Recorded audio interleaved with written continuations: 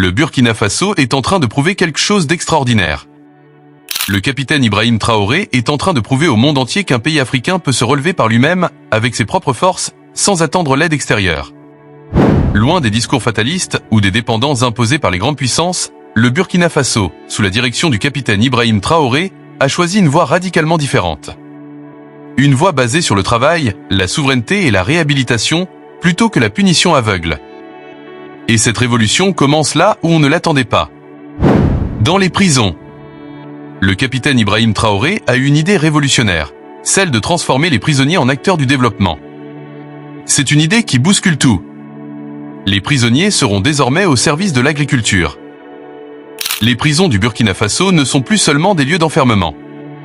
Dorénavant, elles deviennent des centres de formation, de production agricole et de réhabilitation. Avant de commencer, abonnez-vous et activez la cloche pour ne rien manquer de nos vidéos inspirantes.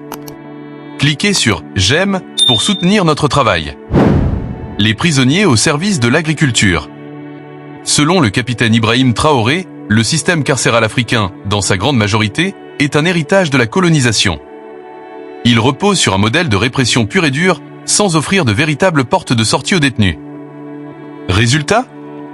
Des prisons surpeuplées, des conditions de détention inhumaines et un taux de récidive élevé. Mais le Burkina Faso a décidé de changer les règles du jeu. Le capitaine Ibrahim Traoré l'a annoncé avec force. À partir d'aujourd'hui, nos prisonniers travailleront dans notre secteur agricole, tandis que leurs peines seront réduites. Nos lois doivent représenter les valeurs africaines. Le message est clair. Fini la prison comme simple punition héritée de la colonisation. Place à un modèle qui sert la nation et donne aux détenus une seconde chance. Pour les prisonniers qui sont en prison actuellement, en fonction de ce que chacun voudrait exercer, on va les permettre d'exercer. Et ils vont produire pour la population. Peut-être que la peine sera un certain nombre de travail d'intérêt public, au profit donc de Burkina. Un mois de travail égale 3 mois de peine en moins. La réforme pénitentiaire repose sur un principe simple mais puissant. Chaque mois travaillé dans l'agriculture permet aux détenus de réduire leur peine de 3 mois. Une initiative qui poursuit 3 grands objectifs. Accélérer la réinsertion sociale des prisonniers en leur offrant des compétences concrètes. Désengorger les prisons et améliorer les conditions de détention. Dynamiser le secteur agricole en mettant à profit cette main-d'œuvre pour accroître la production nationale. Ce modèle ne se contente pas de punir. Il transforme. Il offre une perspective d'avenir aux détenus et fait de l'agriculture un véritable tremplin vers une nouvelle vie. Autrement dit, tout le monde y gagne. Mais ce projet va bien plus loin qu'une simple réduction de peine. Une prison qui ressemble à une ferme. La prison agricole de Baporo est un parfait exemple de cette transformation. Sur place, des centaines de détenus travaillent chaque jour dans les champs de maïs, de riz et de légumes. Et les résultats sont spectaculaires. 10 hectares de culture vivrière en pleine exploitation. Un élevage en expansion pour renforcer l'autosuffisance en protéines. De nouvelles expérimentations sur les cultures de bananes et de cocotiers. Et ce n'est qu'un début. Un nouveau centre de détention de 500 places est en construction pour étendre le programme et former encore plus de détenus aux métiers agricoles. Mais ce qui surprend encore plus, c'est l'état d'esprit des prisonniers. Ils ne fuient pas. Ils restent. Ils travaillent. Ils participent à la reconstruction de leur pays. C'est une prison ouverte. Pas de clôture. Et les détenus qui présentent un très bon comportement en prison, condamnés, sont disposés à venir travailler dans ce centre. Le travail des détenus dans ce centre, c'est de les préparer à avoir un métier à la sortie. Et ça, c'est un premier point. Et le deuxième point, c'est aussi travailler à nourrir tous les détenus de toutes les prisons de Burkina Faso, que ce soit les prévenus, les condamnés, les mises en examen, et revendre le surplus pour reverser au trésor. Nous, on est un cachot d'un lait. Mais on a une mission qui dit, une mission qui dit. On a une mission qui Pourquoi ? Parce qu'ils voient dans ce programme une opportunité unique de changer de vie. L'indépendance alimentaire du Burkina Faso. Ce projet s'inscrit dans une stratégie plus large menée par le gouvernement burkinabé. Il s'agit de produire ce que l'on consomme et ne plus dépendre des importations ou de l'aide étrangère. Pour cela, le Burkina Faso a mis en place une mécanisation massive de l'agriculture.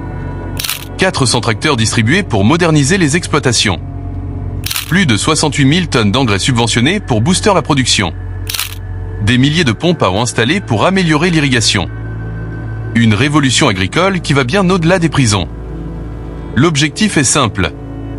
Ne plus dépendre des importations étrangères et assurer une production locale durable. Et cela fonctionne. Les rendements agricoles explosent. Des milliers d'emplois sont créés. Le pays réduit sa dépendance aux importations. Le Burkina Faso est en train de prouver une chose essentielle. Et cette chose, c'est que l'Afrique n'a pas besoin d'attendre l'aide extérieure pour se nourrir. Elle a tout ce qu'il faut pour réussir. Un modèle pour l'Afrique ? La vraie question est là. Si le Burkina Faso peut le faire, pourquoi les autres nations africaines ne suivent-elles pas cet exemple ? Pourquoi tant de pays continuent-ils d'importer des tonnes de nourriture, alors qu'ils possèdent des terres fertiles et une main-d'œuvre abondante ? Pourquoi la majorité des prisons africaines restent-elles de simples centres de détention, au lieu de devenir des moteurs du développement ? Ce que fait le Burkina Faso aujourd'hui n'est pas juste une réforme. C'est un signal d'alarme pour toute l'Afrique. Nous avons les ressources, la main-d'œuvre et le savoir-faire. Nous n'avons plus d'excuses. Le message est clair, il est temps de se réveiller. Avec du leadership, une vision stratégique et des actions concrètes, tout est possible. Le capitaine Ibrahim Traoré ne se contente pas de parler. Il agit. Il prouve que la souveraineté n'est pas un rêve, mais une réalité accessible. Et maintenant, la question est pour vous. Pensez-vous que ce modèle pourrait être appliqué ailleurs en Afrique ? Dites-nous ce que vous en pensez en commentaire. Et surtout, abonnez-vous et cliquez sur j'aime et pour que cette information soit entendue par le plus grand nombre. L'Afrique se lève. Soyons enracinés. Le grand slogan ne peuvent être légitimes que s'ils sont soutenus par une vision qui consiste à faire manger à sa faim son peuple en le mettant au travail. Et moi, je pense que c'est quelque chose de spectaculaire. C'est quelque chose de spectaculaire au sens où on ne s'y attendait pas. Mais c'est quelque chose qu'il faut travailler à garder dans la durée. Et c'est historique. C'est un acte qui vient nous revaloriser et dire que le Burkinabé peut désormais avoir des grands rêves. Paul-Henri Sandaogo Damiba est démis de ses fonctions de président du MPSR. Donc cette constance-là est là. Le besoin du peuple, c'est de dire, nous pouvons nous développer et nous avons juste besoin d'un leader qui va croire à ça. 2. Le capitaine Traoré Ibrahim est nommé président du MPSR pour compter de ce jour. 2022, un jeune capitaine arrive, il rêve, il fait croire à ce rêve-là au peuple et il y a une adhésion populaire. Le Burkina Faso, il y a plusieurs millions de personnes. C'est tout. Mais nous sommes derrière le capitaine Ibrahim Traoré. Dès qu'il y a eu cette adhésion populaire, ça lui contraint à suivre ça pour sa propre survie, à suivre cette adhésion populaire-là. Donc il faut qu'il engage beaucoup de politiques qui touchent justement aux besoins de ces populations. Vous avez une population à 90, voire même 99% agricole, rurale, qui ne vit que de la terre. Donc le premier réflexe qu'il faut avoir, c'est chercher à nourrir cette population.